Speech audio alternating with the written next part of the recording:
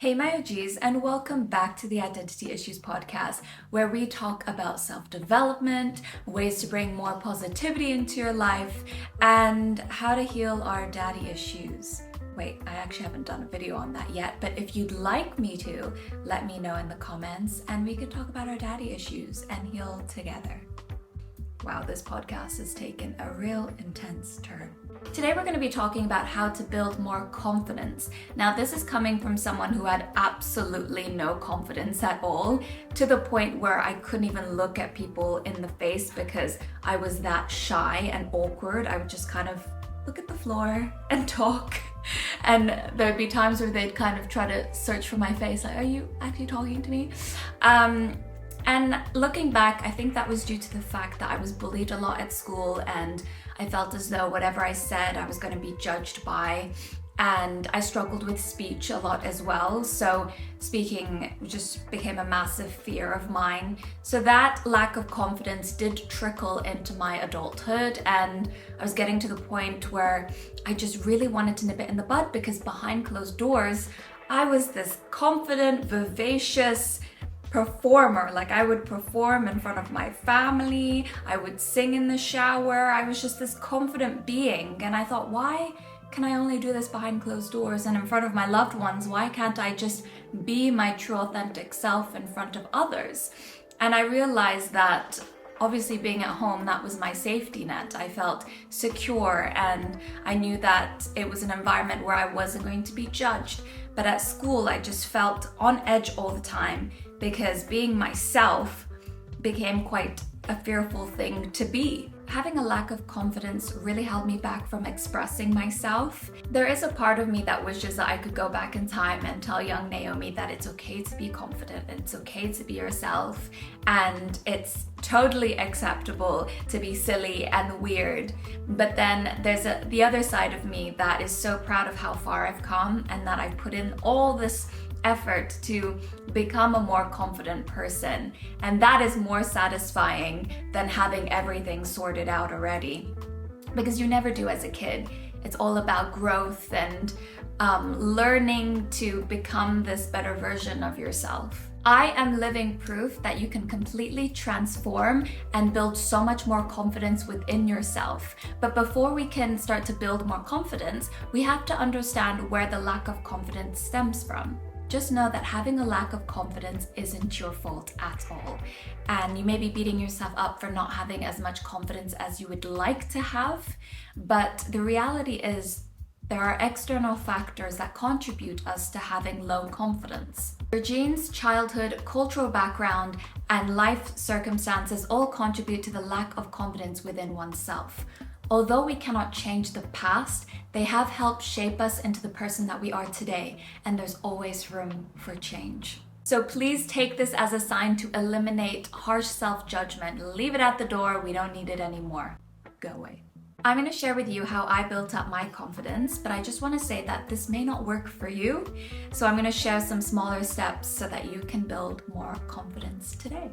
The first one that helped me tremendously was trying out different workout classes and meeting new people and making it a point to strike up a conversation with at least one person. I know this is quite daunting for people, and the past me would have totally said, no way in hell am I going to strike up a conversation with someone, especially a stranger.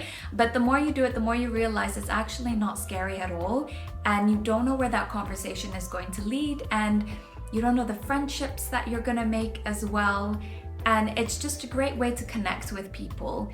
And people don't do it as much anymore because we're so glued to our phones and we don't actually interact with people in real life.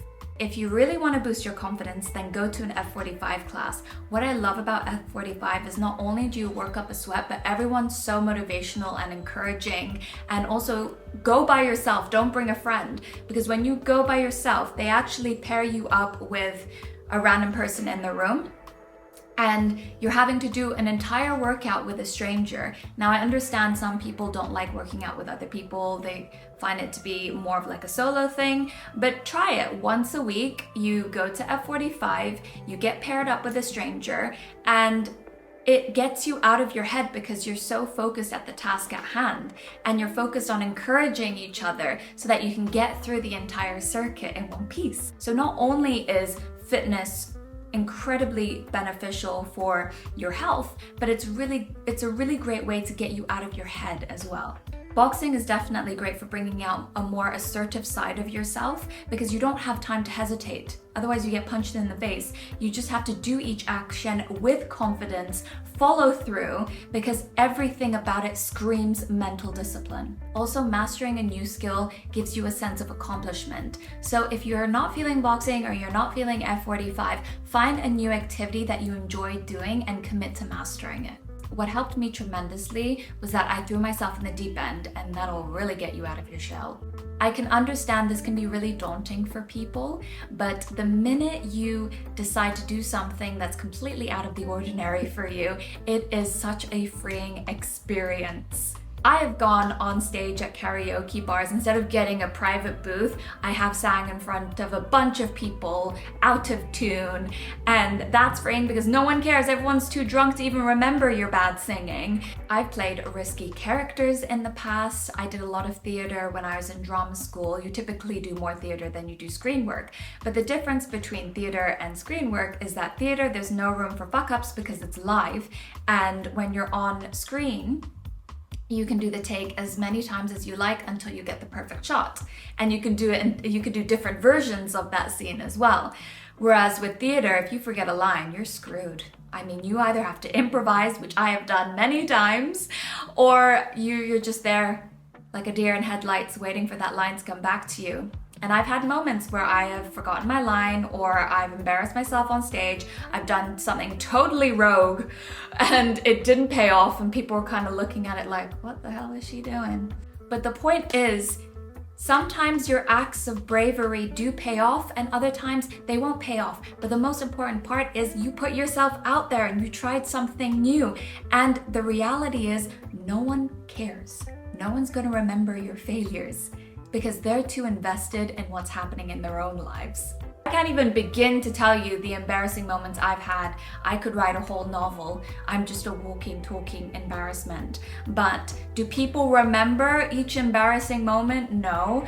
I'm the only one who remembers. But the difference now is, instead of holding on to it and worrying so much of how people perceive me, I just laugh it off and I turn it into a joke, and then people laugh and it just becomes funny because they think, okay, she's a person who can laugh at herself. And that's a great quality to have, rather than simmering in this anxiousness of having embarrassed yourself. Who cares? Find ways of being fearless, because the fear of failing only cripples you. You can be fearful, but just go for it anyways.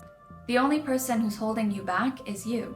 Surround yourself with positive people and work on building healthy relationships. People who bring you down or just spew negativity in general will suck the life out of you, and it's so not worth wasting your time on them, because they will be the ones to bring your confidence down.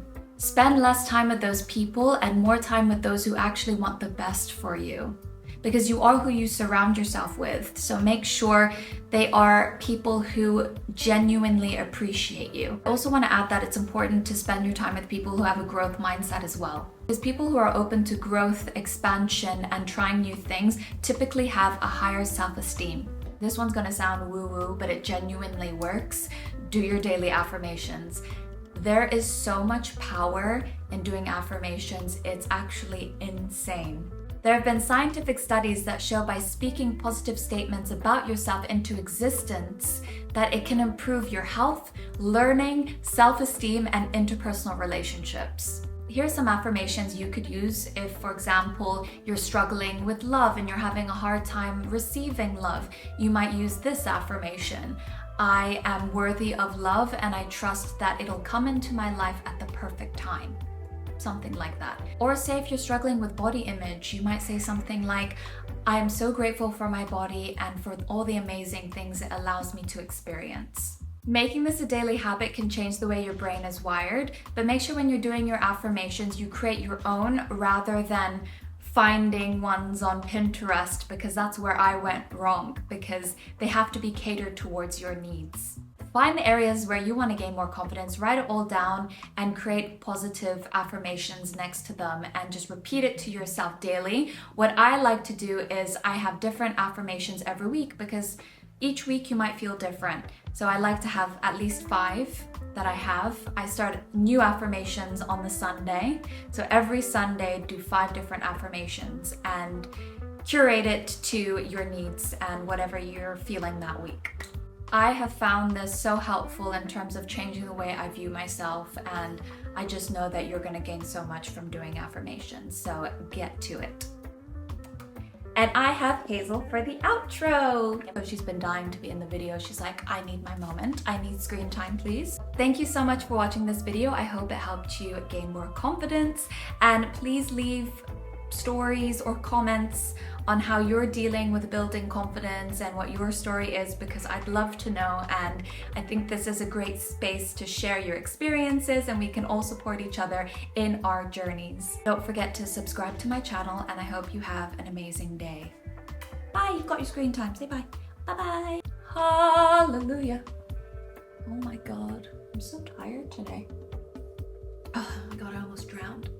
Okay, almost done. You have to stay down, please. Please, I'm trying to work. You're so cute, but I'm trying to work.